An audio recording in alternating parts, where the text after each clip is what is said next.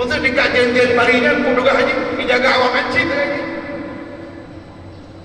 Jen pari juga ino jaga urang haji. Yang haji ino yang adalah jaga jen pari. So nami anu muda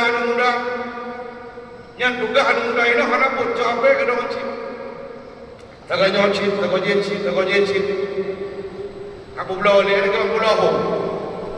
Yang kuput yang baik duduk ibadat baik dengar kesembayang baik dengar yang penting cip yang cinta nak perhatian dengan dekat ni dengan tadi ni hai tadi ke bak kedai dah tu bak bangku dah duk nawak tu hai no kuano main cip lau ana aku mah dia bari sampai dia berdekat ni maka syirik adalah satu hal fatwa daripada ulama itu hukumnya haram.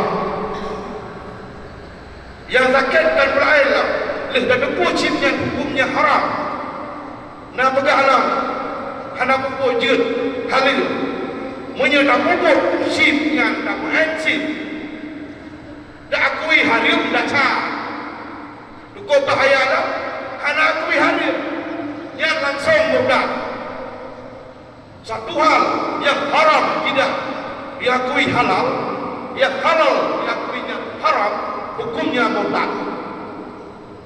Nyedakui mendakwah yang sifat harim. Oh, yang harim tapi dasar nak hukum ayu. Karena orang mana? Hanaya ini orang itu. Anda hana tu.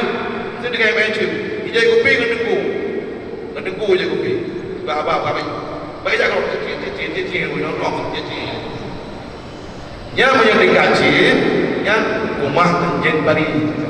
Maka dino anak muda tolonglah baiklah tolong sitnya baik dulu. Yang pertama merugikan beliau sendiri, yang kedua merugikan masa depan beliau.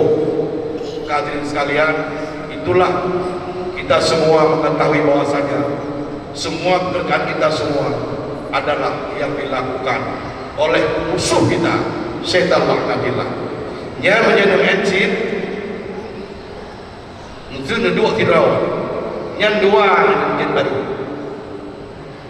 dua leh yang baru ada jaga bila ini ingat apa yang dulu maka nyokuk kelas daripada setan untuk mengganggu manusia atau sesuai dengan kelas-kelasnya yang dilakukan punya kelas raya kelas tengah-menengah kadang-kadang no. Orang tua apa encik? Kan kau bayar. Orang tua encik. Nyat orang tua bangai, pengut lagi tadi. Maksud orang tua kedua encik. Nyat bi encik kena mohon. Kan encik.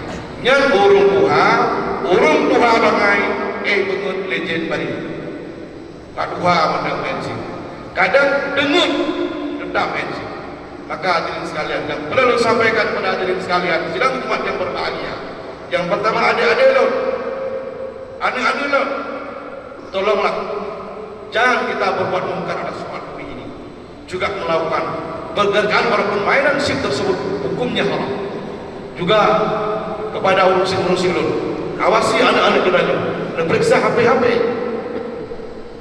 bekerja dulu sip, jauh HP dan dia berada sip yang ada HP penyembuhan HP sip yang kadang yang berkon NPTM online segala macam